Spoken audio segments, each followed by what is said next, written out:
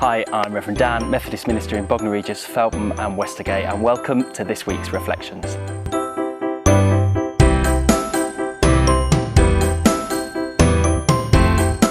Our garden was transformed this week for an hour or so. Across Bognor, Feltham, Yapton and perhaps other places too, it was Flying Ant Day. I saw one post on the internet commenting that it was good at least that something that was planned for 2020 was still going ahead.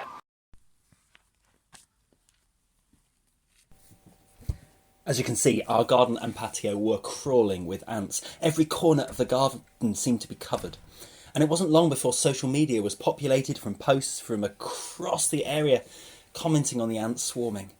And according to one post, the swarms were even picked up by satellite. But why does this phenomenon happen? How do thousands of ants in separate nests and colonies across a geographical area all decide to fly at the same time?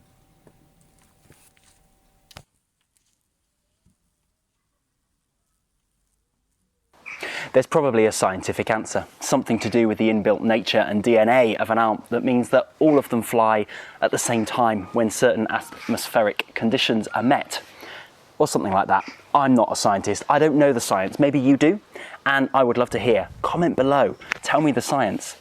But even if the science does give some explanation of how this phenomenon happens, does it really tell us why? Where does the science come from? Why does the science mean it happens that way? For me, science is a great way to understand how things happen and work, but for the why, science isn't where I look.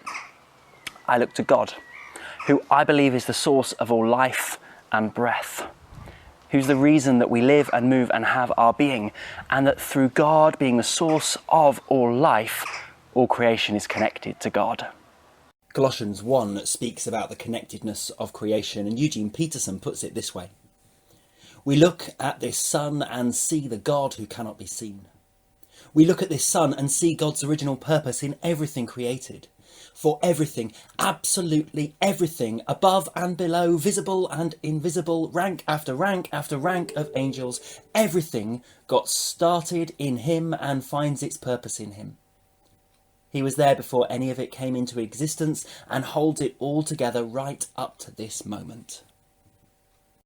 So whether it be ants on Flying Ant Day, the beauty of a flower blooming, the crisp taste of a fresh apple, the wonder of new birth, know that by the nature of our being we are connected to the source of all life, the Creator, God.